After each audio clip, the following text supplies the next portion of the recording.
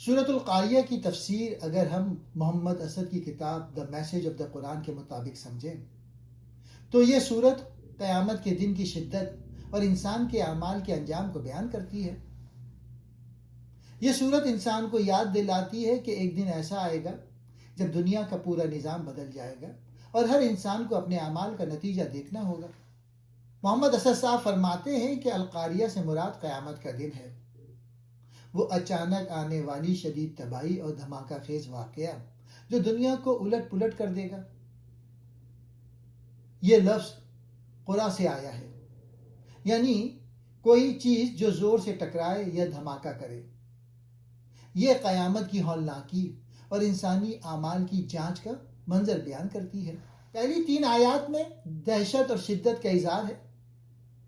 اللہ پوچھتا ہے کہ تمہیں کیا پتہ قاریہ کیا چیز ہے؟ یہ انسان کی بے خبری کو ظاہر کرتا ہے۔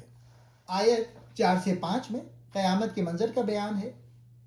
لوگ بکھرے پروانوں کی طرح بے ترتیب اور پریشان ہوں گے اور پہاڑ رنگین اون کے گالوں کی طرح اڑتے پھریں گے، یعنی دنیا کی مضبوط چیزیں بھی تباہ ہو جائیں گی۔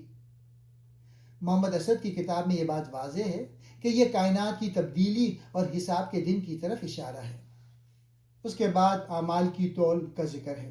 جن کے اعمال اچھے بھاری ہوں گے وہ خوشحال زندگی یعنی جنت میں ہوں گے، جن کے اعمال ہلکے ہوں گے یعنی گناہ زیادہ،